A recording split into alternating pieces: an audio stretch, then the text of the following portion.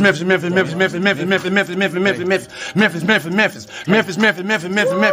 but Memphis. Everywhere we go, it's Memphis. Memphis, Tennessee, the beautiful land in the world. And I'm thankful for this guy who tweeted and said I don't have that fire in my eyes no more. That game right there was for him. That's what I do. I prove people wrong each and every night, and that's for him right there. Hi, this is Tom Izzo at Michigan State, and you're listening to Grizz 901. What is up, Grizz Nation? Thanks for joining in tonight, guys. It might be a short one. We are on Thanksgiving Eve, and that was one of the more impotent basketball games that I've watched in a while. So I'm going to be your host for tonight. Nathan Qualls, our typical host, Daniel Greer, made the wise decision to spend time with his beautiful family tonight. Hopefully everyone here has a chance to do so. And we're going to get into it in just a minute. We're going to kick off the top rope. The Grizzlies lose to the Rockets. I think it was 91-111. So not the most beautiful thing in the world. We got Sid already coming off the top rope. I am not thankful for Conchar. I think Conchar might be the least of our problems. But he introduced himself. I didn't have time to play the music, even though I think they took my music away. But we got our guy, Luke Halfmaker, jumping in tonight. He introed himself into the show. Luke, what's going on, brother? I'm gobbledygooked from that game. I apologize. Dude, I think everybody is gobbledygooked. We got, I'm sure, at least a good night of some Luke-isms coming our way. My wife told me to stay away from Nate-isms in case her family's watching. So I'm going to stay away from some things that I might want to say. But wait, Luke, that's good. I appreciate you joining me on Thanksgiving Eve. I say, who do we have? We had Sid, not thankful for Conchar. Again, I'm not sure he's the person to blame for tonight, even though it was not pretty. Vince over Z for my guy, LOL Nope Jones. LOL, thanks for being in here. And unfortunately, I'm going to have to go with my guy Goon tonight. Goon going with a Jaren slander. I normally wouldn't allow it, but tonight I actually have a little bit of it, even though statistically Jaren was one of our better players. But before we get into any of that, Luke, what are your thoughts off the top rope? Give me your first thoughts on that loss. First thoughts on the loss was I'm very, very, very happy Dylan didn't shoot well. You know, I could give, you know, we lost, but at the end of the day, I'd have been really, really mad if we lost because he shot well. I would have been furious. That's my first thought off the back. Other than that, man, we don't have a lot of dudes other than there's a handful of these dudes that I think are going to be in the real rotation. Otherwise, we're struggling, man. It's sad. Yeah, I know we'll get to Dylan at some point tonight. Maybe not yet, but Dylan, the only Rocket starter that was below +4. He actually was the only Rocket starter that was a minus on the night. Joining Reggie Bullock Jr., Jacques Landale, and N. Williams. Couldn't tell you who that is. As the only Rockets in a minus. But, yeah, Dylan did not have a good night. Clearly did not have a good night. But neither did a lot of the Grizzlies. And, you know, it was one of those things where I thought that the Grizzlies would come in pretty hot, like ready to go, especially after the Dylan quotes from this week. And I think they did. They started out on fire, a lot of energy, playing hard, and then they didn't. Yeah. Not exactly sure what happened. Not positive about why that might have been the case, but it just went downhill pretty quick at a certain point. But before I get into how much of I think about it, why I think it happened, what went wrong, I do want to know from the Grizzlies side. Obviously, Jalen Green got hot for the Rockets eventually, and all that. You know, Fred VanVleet started hitting some shots. On the Grizzlies side, what do you think happened tonight? Lack of production from anyone not named Jaren and Dez. You know, it seems that that's been the continued struggle. It's like we can count on one dude. One of our bench guys might. You know, it's just I don't know. I just when you think Santi's gonna, you know, Santi just had an incredible game, and then he comes out. He was fine tonight, but he didn't play like. He wasn't asserting himself like he has been. I don't know. It just did not feel like the team that had been playing of late. It felt the reserves specifically didn't feel like they had the same fire as they did. Even in the Celtics loss, like I felt it just felt like in that loss, they had a little bit more fight in them. And you never want to see dudes lose, laying over and taking it, like it's not, never like it's not a good look. Yeah, it's a real bad look. And for anybody who's hopping in tonight, again, thank you for joining us. I might have some spotty internet. If you can see behind me, there's antlers up there. There's a picture of every dog my family has ever owned on this little wall behind me. I'm in my parents' little cabin right now staying for that holiday. So the internet goes out. Yeah. I apologize. But that actually is one of the main points I had to bring up was the others tonight. We're non-existent, man. They were just not there. And it's a shame that you get a couple of really good games out of Zaire. You get a couple of really good games out of Santi. And then you get to this game that's one of the most winnable ones, and you just can't get it to show up. And for Grizz fans, this is not going to be the most fun comment out of it. Welcome to life with the Grizzlies for most of the season. Like, until you get Ja Morant back, especially, like, you're going to have a bunch of guys who should not be getting all the minutes that they're getting. They have to produce. At the end of the day, I keep saying on the show, give me my NBA players back because I want to have my NBA players back, right? And right now, it's just not what it looks like it needs to be. Zaire ended up with 13 points on the night, 2 for 5 from 3, but all that happened once the game was out of hand. None of that mattered. Vince Williams, very surprising to me, only got 4 minutes. We'll hit on all that a little bit later when we dig in some more. But tonight, plain and simple, as a Grizzlies fan, you got to prepare. You want guys to show up. You want guys to play well and these other guys to produce. You got a lot of guys who are not ready to produce in the NBA consistently that you have to count in every night. And so we got a little bit of a back and forth between some guys. We got Gavin Newsom in here. If you're the real Gavin Newsom, then I don't know what you're doing here on a given night. But once again, bad coaching, bad lineup. But Allen coming back saying losing by 20 to the Rockets is not coaching. Luke, what are your thoughts on that? I have very clear thoughts on that. I want to know what you have to say. I don't think it's coaching. I don't think that's coaching. I think that's dudes not showing up. Dudes not having it. Personally, I just think that's Zaire being a minus 27, and this was a good game from him. That's Roddy being a minus 5. It's like you said, not non-NBA players. Yep. And listen, I Gavin, if you're worried about coaching on the whole, it's not been a well-coached season in general. I will say, though, I think if we're going to constantly get on Taylor Jenkins' case for the mistakes he makes, we also have to give credit where credit's due. And Taylor's done a lot of moving and shaking with that lineup as of late, and to some pretty good results, right? I mean, those have resulted in 1, a win against the Spurs, 2, a game where you are an inch away from beating the Boston Celtics. At the end of the day, you show up and you're shooting 21% from 3, 32% from the field, and you've got some guys that just don't show up for you. Some things there's not coaching your way out of. And so that's just going to be part of it. Allen also coming in with start the tank, the goal of championship, even fully healthy. We don't have the pieces. Allen, I'm actually going to agree with you on one part of this, which is fully healthy. You don't have the pieces to win a championship. Missing one or two guys. That being said, tanking, I don't see it working out for this team. And here's why. I think you want to always have a competitive culture. And this is my stance on tanking in general. It's not great. I'm not a huge fan, but I understand the concept.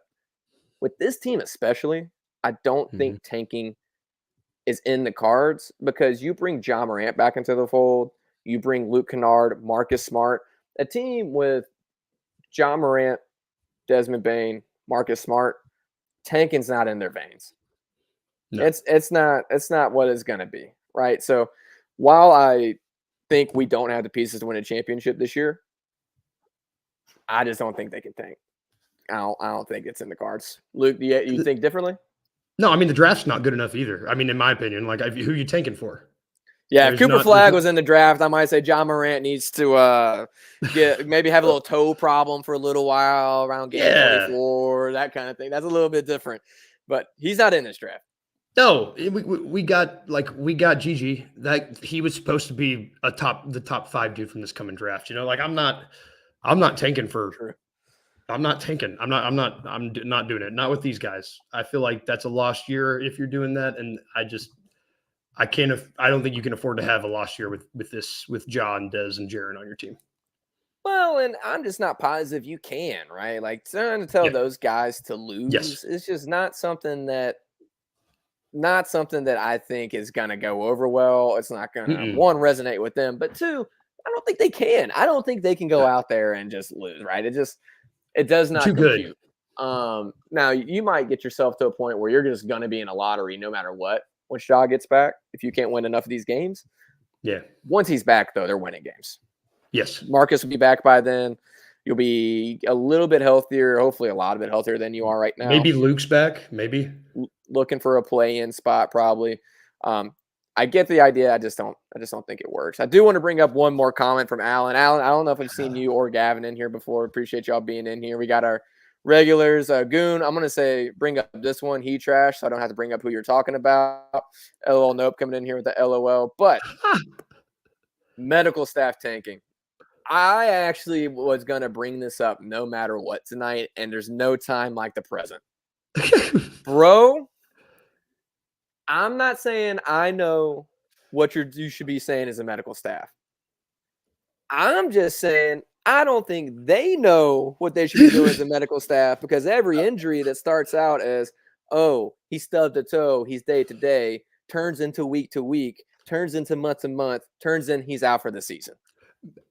Listen, I understand the medical staff has a tough job, but my God, this is turning into a disaster. I went to college for acting. Appreciate you. I feel like that I could pretend to be a better doctor than these dudes actually are being doctors. Like it's absurd, man. Like Kennard's bone bruise on his knee that I still have not seen actually happen is now a week-long thing. It's like, what are we doing? I'll misdiagnose someone better than them. If they need a misdiagnosis, call me. I'll do it. Dude, it is something different. It's been such a track record of this happening that I'm at a certain point. I'm not sure if they switched from Campbell's to ortho in the middle of all this. I'm not sure, but bro, it makes me want to lose it. So I do want to bring that up. LOL Nope. Hope Bain is good. I think he's going to be fine. I think it was a scary moment, but all in all, he's going to be okay. Also saying them boys had the mind on the turkey and greens. The second Jalen and Fred decided to do anything, that's probably true. And Luke, I do want to get into some of the ins and outs of the game and dig a little bit deeper into some things we've talked about, some things that we haven't. But before we do, I want to bring up the approximately 6'8", really ugly elephant in the room, Dylan. Let's talk about Dylan for a minute. He was not good tonight, which I know is a slight bit of goodness for Grizzlies fans. But I want to know your thoughts on the comments before, because I've been an avid Dylan Brooks defender, as you know. So I wanted you to go first on the Dylan stuff. Can't you you just made more money than you had up to this point. I just don't like shut your damn mouth. Why are you you made your money. You proved a lot of people right. You proved a lot of your haters right. You continue to get your ass beat by LeBron James every time you play him. Maybe don't run your mouth on a team that might try to make sure you specifically of all people have a bad game. I don't know. It just felt like it's like I've liked Dylan. I have his jersey that I paid for with my own money. I didn't steal it. It wasn't a gift. I purchased it. I wanted to have it. But that kind of stuff, it's like, grow up, man. Grow up. Well, it's the epitome of illusion and delirium. Like the dude, when he's talking about we were better when the focal point on the offense, it's like, and they brought this up on Chris Vernon's show, I think today, like in the playoffs, a team strategy was to let you shoot open shots. Like, dude, Come on, you're not the focal point of this. And he actually went about what I thought he would go 4 for 14 tonight, 0 for 5 from 3. Tried to do some stuff. And unfortunately, the Grizzlies just had, their offense needed a Viagra. It was so terribly impotent. But at the same time, Dylan, man, he's showing his true colors, which I think is unfortunate. Like, he's front running. He's running his mouth about a bunch of stuff that really has no business running his mouth about. He's burning some bridges, man. I've been a huge Dylan Brooks fan. I've always wished him the best, and I'm getting to a point where I'm not wishing him the best. Dak, I'd take Dylan right now.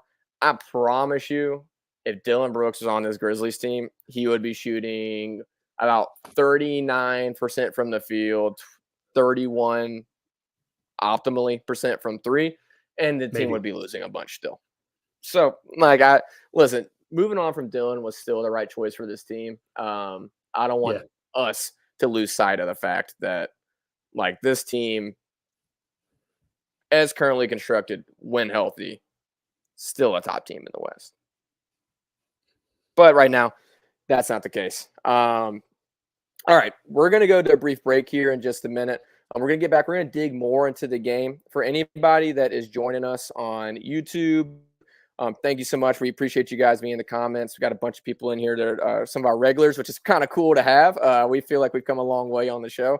So all you guys who are in here pretty consistently, really appreciate you. If you're on Twitter, Facebook, wherever, thank you so much for joining in. If you want to be a part of the action, come join us on YouTube. That's where we can interact with your comments and actually see your comments. If you're listening to us after the show, whether it's on YouTube, Spotify, Apple, wherever you get your podcasts, appreciate you coming in and listen. Hopefully you can get in here, get into the comments. But we'll get more into the game in a second. But for now, take a little bit of a commercial break. Yeah, because Zach Randolph went into the Blazers organization that had some characters. Underline the word characters, right. Okay? He's coming from Michigan State. He's from Marion, Indiana. And then you go to Portland, Oregon, which it's an entirely different culture, entirely different demographic. He had people around him who were guys from Marion. Hey, you owe us. Anthony, one of the key memories of my time here in Memphis, off the court, I did a Read to Achieve event with Zach Randolph. And the kid who read the most books, his prize was to get to interview Zach Randolph. And the young man, first question to Zach is, what's the hardest thing for a black athlete to learn? And Zach did not give him any, BS fluff answer. He said, a lot of times the people who say they're your friends, they're not your friends. And you have to pick the people around you very, very wisely. Tune in to The Anthony Sane Show, Wednesdays and Fridays at 12 p.m. weekly on the Bluff City Media YouTube channel.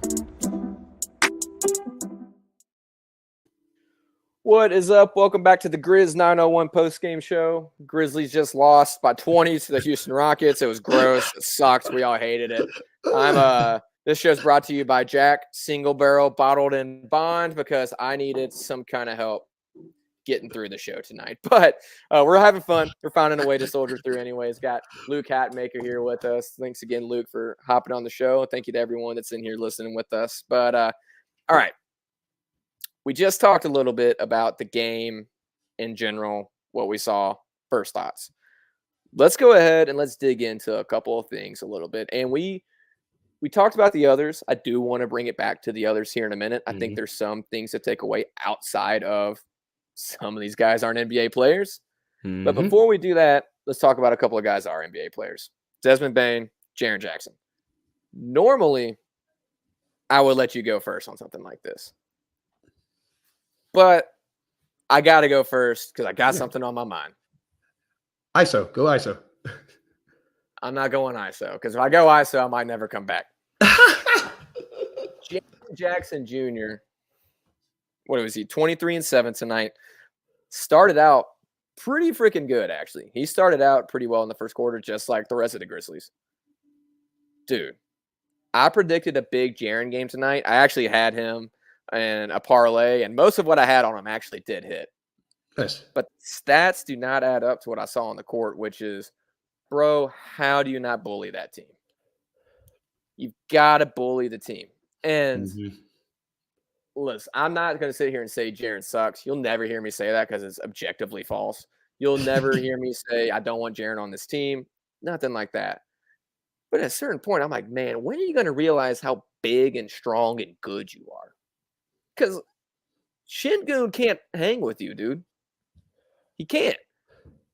And Jaren he gets rushed, he gets panicked, and he doesn't use the tools he has. And it drives me insane because I thought Jaren would go for 30 and 8 tonight and just dominate in the paint. He had 23 and 7. Statistically, I'm shooting kind of close. But what you saw on the court was not a dominance. He did nothing to scare that Rockets team. And quite frankly, you're going to need other guys to step up, which didn't happen tonight. But you're also going to need Jaren Jackson to put some fear into teams. I'm just not seeing it. Am I wrong or am I wrong? No, you're not wrong. This one, it's just he let everybody push him around today. I don't know who dunked on him, but once he got dunked on, like Nate in the comments was saying that once he got dunked on, his attitude changed. Like, I don't know if it was that exact moment, but yeah, like as soon as he got dunked on, everybody on the Rockets knew that they could make him their you-know-what, and they started doing whatever they wanted to, like blocking his shots, pushing him. Like, even though he's the biggest MFer out there, they were still just enforcing their will on him, and it's kind of embarrassing, man. I mean, like, I don't know. I'd be a little embarrassed if it were me. I don't know. It's like, do you see yourself? You're huge, man. Like, don't take that shit from these guys. I don't know. Well, I do want to bring up a point that I thought was really good in a second that I heard that Chris Vernon brought up the other day on his show that I thought was a really good point because I need to kind of walk back something I said a couple of games ago. But you're absolutely right. Like, I'm not sure it was when that dunk happened, though. I thought it was way earlier. He just has no desire to be mean and bully someone down in that paint. He wants to be a big guard. And he's got to be something else than that in this situation, right? Like, he can get away with that when you have a Steven Adams. You can get away with that when you got John Morant. Even Brandon Clark, who's not a huge strength player himself. He just happens to play so above the rim. He has more of a strong strength-based presence. But yeah, I do want to say for everyone who is how I was the other night, where I was like, man, Jaren's just never going to get that. Chris Vernon on his show brought up Anthony Davis and how it's so weird seeing him be the bully because for so long in his career, he got bullied. Like, he was the one being bullied.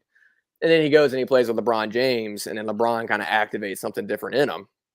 And all of a sudden, he's the AD we see now, who, when he decides he wants to actually show up and play, which is always against the Grizzlies, he can dominate, right? And he is just asserting his will. And there's a chance that Jaren, who's still super young, right? Is he 24, maybe 25 at this point? Yeah, if that.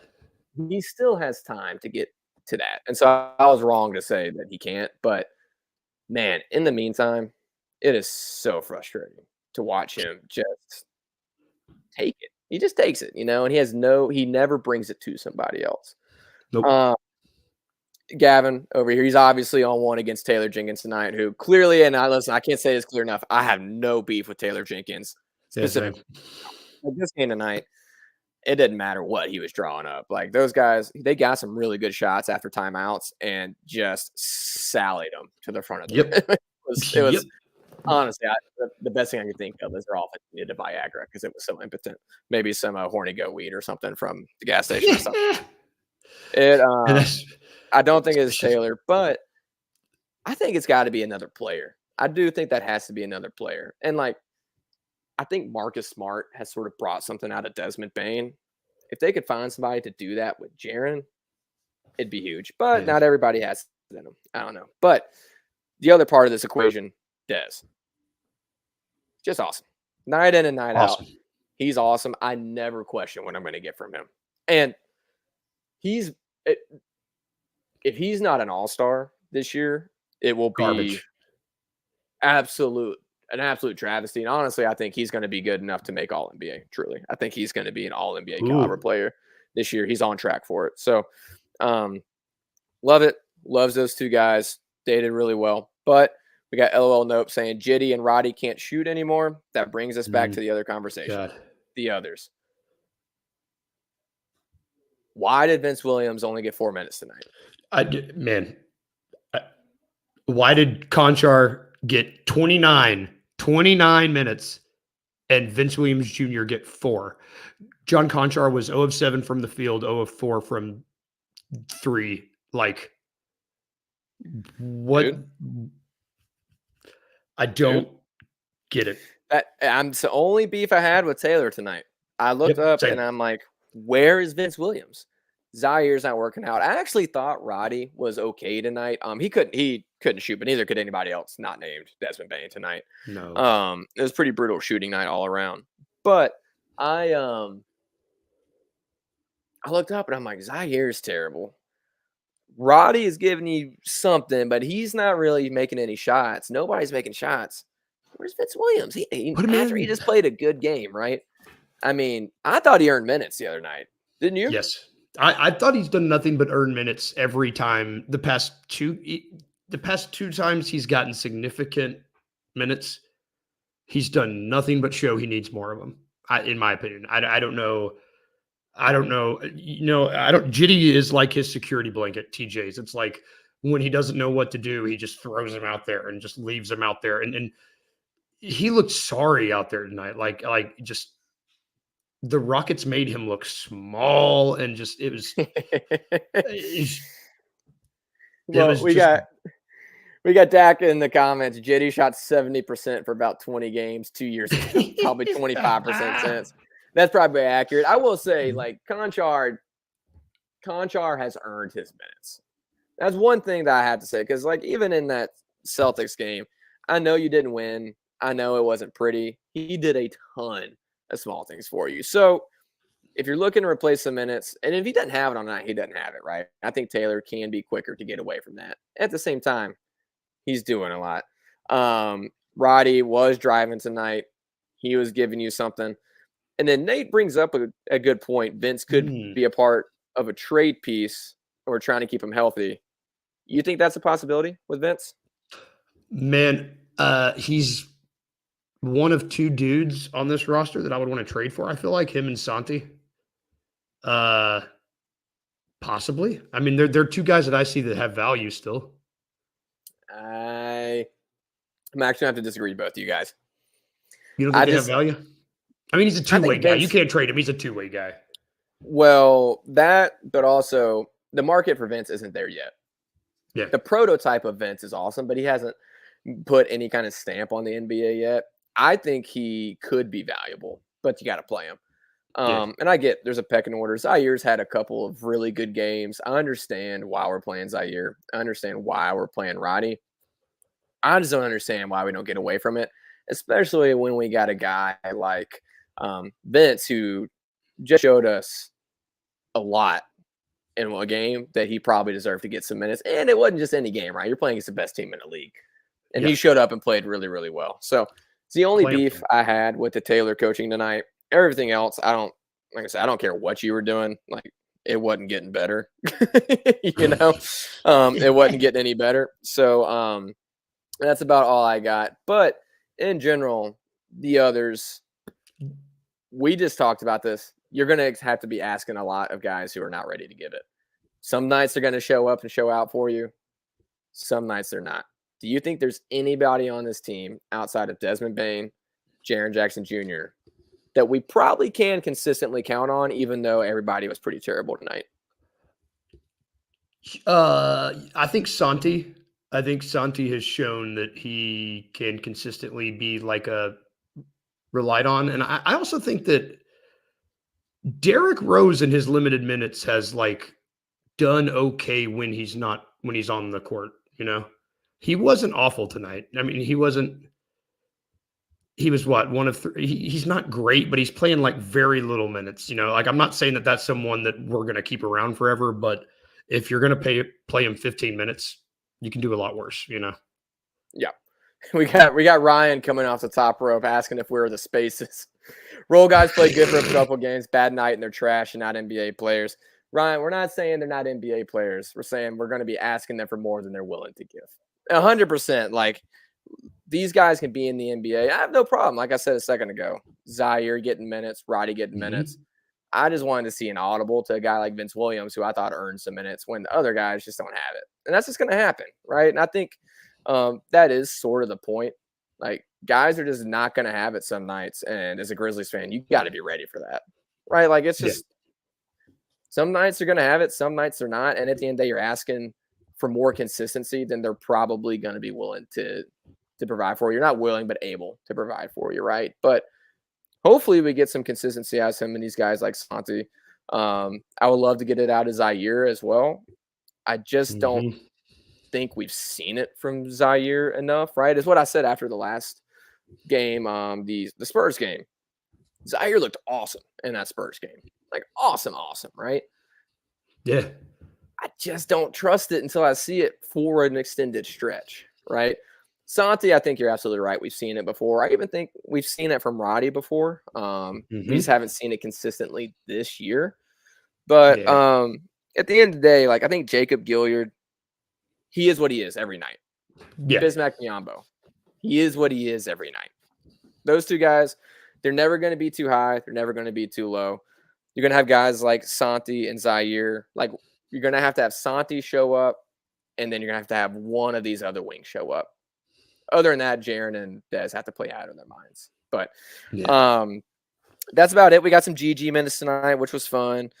D Rose looked a little bit off, I thought, tonight, coming back to play. But outside of that, when it gets to these other role-playing guys, what do you think about them? Anything else on them before we move on?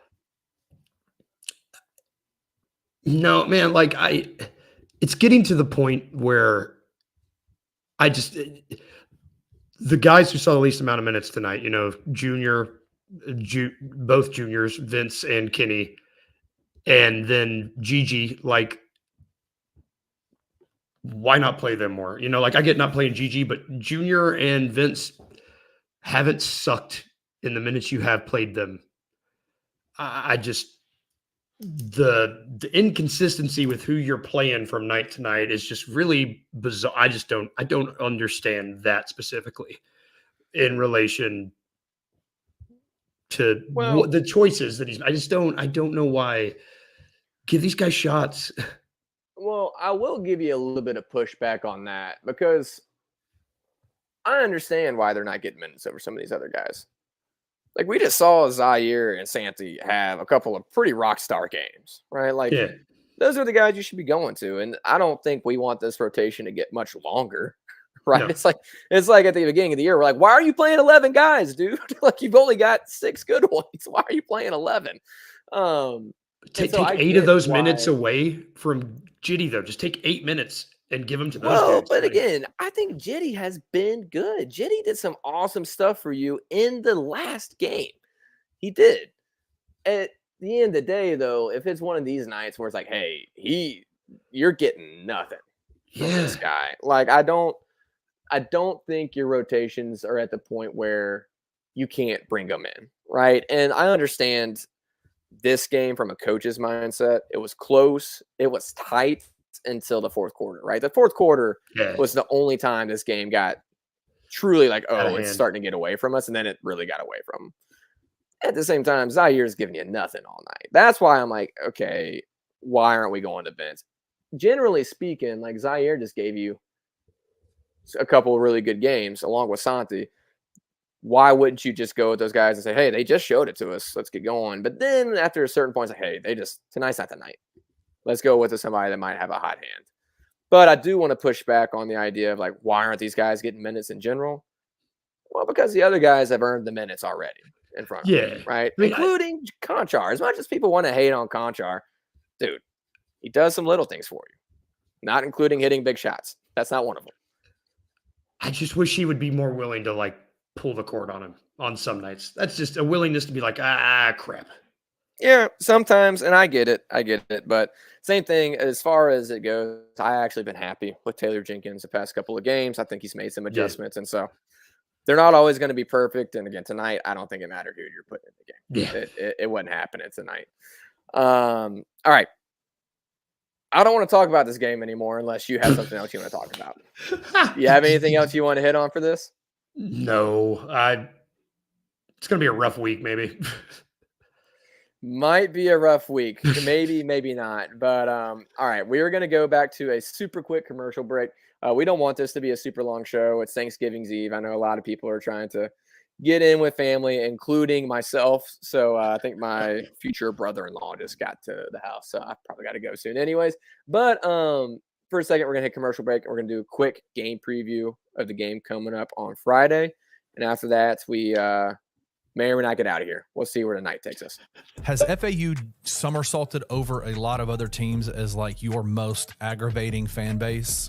Oh, easily. They just think they are so elite because they made this one run. You won this one fluky ass game where there were 6 or 7 different calls. Everyone were up in arms about like, what are we talking about? And it's not like a thing where they're like, hey, Memphis, great game. You guys are great competitors. I can't wait to see what the future holds between us. Because if they said that, I would respect them. I don't respect FAU fans. I don't. Tune in to Tigers Untapped with TJ Willis and Trey Lasley every Wednesday at 3 p.m. on the Bluff City Media YouTube channel.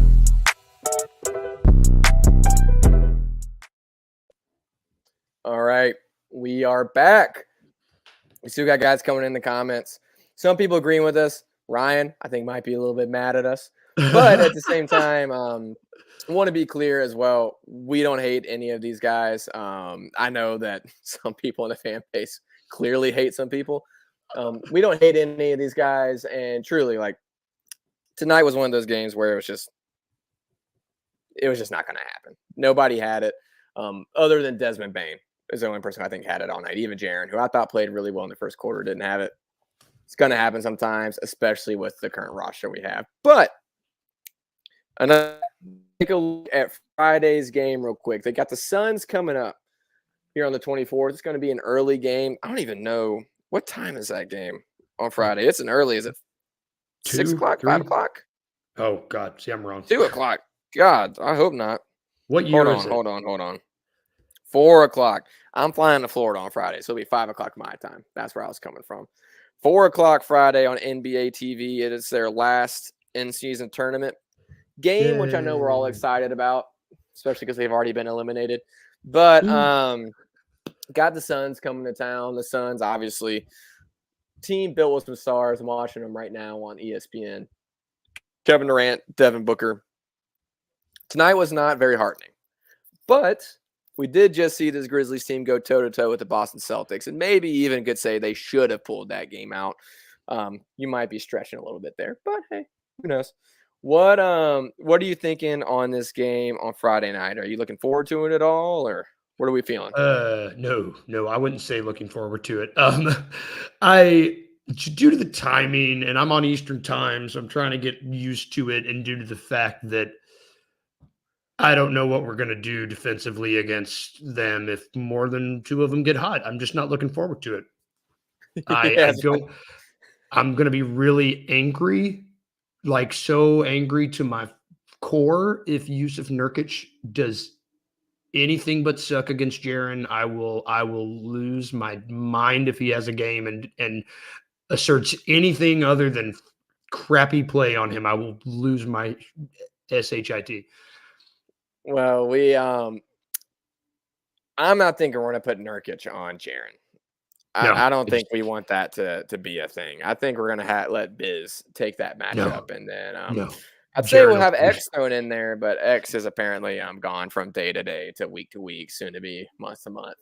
With the Grizzlies' way, we got Dak telling us it's a Grayson Allen revenge game, which he's been playing good honestly, ball. The way this goes, it is the type of thing that could 100% happen. And then it's also a Bismack revenge game. So we'll see how it goes. My worry is that the Grizzlies just don't knock down shots, because I feel like this Suns team is going to want to have it be a shootout because they've got so much offensive firepower. And I think the Grizzlies get a lot of open looks. It's just a matter of, Are they hitting them that night or are they not? Yep. But I do think it honestly is as simple as that. The Grizzlies will be at home. I think that we're seeing a team that comes out with some pretty consistent energy. Mm-hmm. They clearly didn't hold it over tonight. It clearly did not carry over after the first quarter. That being said, I feel like it's a team that is primed to play together pretty consistently. And if they do that, you never know. Suns have a cold night. Grizz have a hot night. It could happen. That being said, I know we have a lot of betting friends on this show. I'm not necessarily to say to put my money on the Grizzlies for that game. As far as that goes, obviously you got Kevin Durant, Devin Booker, Nurkic are kind of the three that you would sit there and say, hey, these are matchups you need to worry about as a Grizzlies fan. Any other matchups in that game that you are particularly intrigued by? Obviously, they're playing on ESPN right now, but anybody else on that team like, hey, I think this matchup is something to look out for? I mean, like we mentioned Grayson Allen earlier, man. Like he's playing pretty good basketball, and I don't, he's also one of those guys that if he gets hot, he can be good for like 5-6 threes in a row. I mean, he was on our team doing that shit, like that's who I would be worried and pissed if they had a game, and who I would keep an eye on. Yep. I think that's got to be a point of emphasis for Memphis heading into that is you've got to stay connected to your guys, right? Like you have got to find a way to stay connected because at the end of the day, like everybody on that team that's on that floor, they've overcorrected from last year. They can all hit shots. Yes. They may not be able to do it whatsoever, but they're going to be able to hit shots. And so, there's a lot of times tonight, Roddy'd be helping on the wing and his guys wide open on the other wing. And they got away with it until they didn't. And against this Suns team, there's no getting away with it, right? So we got Ryan coming up. Eric Gordon's going to hit 9 threes. That is my concern. Like Booker's going to get his. Durant's going to get his. You've got nothing to stop either one of those guys. Nothing, especially with Marcus Smart out. Not going to happen. Yeah. Death by Eric Gordon is a painful death to swallow. I'm a little bit worried about that.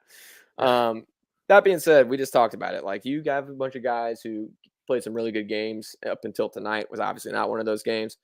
You get some big nights where you got Santi hitting a bunch of threes. You got Z hitting a bunch of shots. Got Roddy giving you some minutes. Maybe some Vince Williams minutes. We'll see. I know we've been craving it at Summer League, so we want to push a little bit more than everyone else. But all that to say, anything could happen. All that to say, I don't feel super confident about it. I personally will be traveling on Friday. I'm going to Florida to see some in-laws family and enjoy some Cubanos. So I'm very much so looking forward to that. I will probably not be able to watch the game even if I was trying my hardest to. That being said, I feel like this might be one I'm going to sit out as a Grizz fan, which means they'll probably pop off. But, Luke, I want to get your prediction for Friday night. We're going to have you on the show a lot, so we're not going to do a Grizz teller tonight. We're going to stay away from that. But I do want to get your prediction just on what you think is going to happen before we get off for the night. Oh, God, you always make me change my mind, Nate. You don't even have to try. I'm going to say we win. Okay. Give me why do you think we win? What do you think the outcome is? Because based on how we played the Celtics at home, I don't think this particular group wants to be embarrassed at home, and I think that they will play like they did against the Celtics. Okay. And I do want to say that one part. As a Grizzlies fan,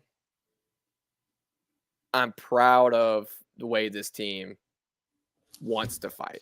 Like, even tonight, man, they're not hitting shots. It's not going well. I didn't see anybody beside – I promise you I'm not trying to pick on him. Yep, besides I know you're saying. Jaren hanging his head. Yep. That's it. Nobody else was hanging their head. Jaren hung his head a little bit. Again, I think Jaren's been really great, so I'm not here to slander him. He's the only guy, honestly, that I saw hang his head tonight. I may have missed somebody. But this team comes out and fights, and they're led by a guy in Desmond Bane who is trying to wear a Superman cape. and he is bringing everything he has every night. And that's another reason, coming back to the tanking comment from earlier, I can't buy into it, because you got guys who give you that, and as soon as you ask them not to give you that, the buy-in is just, it's gone. That's something in a relationship. We talk about these things as if they're just point A, point B, played on paper. It's not. Right? These are dudes, and if you break that kind of trust with the guy, you ask him to change his mindset, you may never get that back. And this version of Desmond Bane, paired with what we know is Ja Morant, bring Marcus Smart back in, and you have a healthy team. Even if this year's a total wash and you get a crappy draft pick. First off, Kleiman seems to do better with crappy draft picks than he does. Good. So, there you go. Second off, I'd rather have those guys come out with the fire they always have than not. Yeah. That being said, I disagree. I think the Grizzlies lose on Friday. I don't think they pull it out on Friday. I think that it's going to be one of those games where they stay decently connected, but they end up losing by somewhere between 9 to 12 points. Oh, I had to guess. It's going to be my honest thing, but I think we're going to be proud of the team, see some good things, and then just hope they're able to bring it together, get some wins. But again, Suns come out cold. You never know. Crazier things have happened. All right. We are on Thanksgiving Eve. We've had a good show. I think we've had as fun of a show as we can have after losing to the Rockets by 20. Luke, appreciate you coming out. Everybody that's been here with us all night, appreciate you guys joining us. Again, if you're on Twitter, Facebook, YouTube, wherever you are, appreciate you guys so much coming in and making this happen. It's so cool seeing guys like Dak, LOL No. We've got Goon, who I think as soon as I said no Jaren slander may have left the chat. But it's pretty cool seeing people come in. You're trying to slander the team. Promise we're not, Ryan. But seriously, it makes what we do possible. Appreciate you so much. If you're listening to us after the shows, if you're listening to us on Twitter or Facebook, please come over to YouTube. We want to interact with you guys. It's what makes this show so much fun. So definitely want you guys to come over. Be sure to like, subscribe, rate, review. Come. We will be here after pretty much every game. Friday's a bit of a question mark. I know Daniel's got some family stuff. I've got some family stuff. So it's going to be a little hit or miss. But pretty much every game other than maybe the one on Friday, we'll announce whether or not we're having. Do you want me to go Friday? I could go crazy on Friday. No, because you're going to be all gobbledygook, and we can't have that. I won't be gobbledygook. But pretty much every show, you can find us here. Come in the comments. Sometimes it's just a vent session, but we tend to have a lot of fun. But Luke, before we get out of here, you got anything else going on, man? I know you're going to be on the daily grind every day, but tell us a little bit about that or anything else you got going on. Yeah, so we'll be coming back with that on Monday. Monday through Fridays at 9. Me and Mark. I'm actually going to work on the insider insights for this game, which will be super fun to write tonight about this 20-point loss to the Rockets. Okay. There may or may not be a section about why Jake LaRavia was wearing sunglasses inside the entire time. I don't know. That's a little teaser. Well, because he was wearing sunglasses. That's because that boy be hooting. Oh, by the way, shout out to Savage again after last game, referring to Jake LaRavia as Malibu's most wanted. He is forever Joe Ravia to me from now on. If anyone doesn't know what Malibu's most wanted is, go look it up. Don't be hating. Jay Ravia from the bench with the Sunnies. But be sure to check out Luke on Daily Grind as with Bossman, Mark. They're on pretty much every day for the most part. Like, you guys are constantly going way before I want to be up. They do a lot of good stuff. Luke does a ton of writing for Bluff City, so he's awesome. Be sure to check that out. But that's all I got for tonight. I'm going to go enjoy some family time. I hope everyone has a super safe holiday. Please enjoy time with your family. Please be safe. And other than that, we'll let you know if we have a show Friday. Other than that, we will be back for the next game on Sunday for sure. And until then, be nice. Tell your friends. Seth Hennigan just still. He doesn't look himself. He just doesn't. In the big moments, he's not making the plays that have to be made. If you look at the raw stats, they're not terrible. But the 2 interceptions. Yeah. And he fumbled twice. They didn't lose those fumbles, but 2 fumbles and 2 interceptions, one of them coming at a terrible time on a 4th down. late in the game when Memphis really needed to put points on the board. But I just don't think Seth is playing well enough to elevate this team. Right. I think he's playing well enough for Memphis to be fine. But as far as for them to do something special and to elevate this team, he's just not playing like that. Tune in to On the Bluff with Christian Fowler and Gabe Kuhn every Tuesday at 12 p.m. on the Bluff City Media YouTube channel.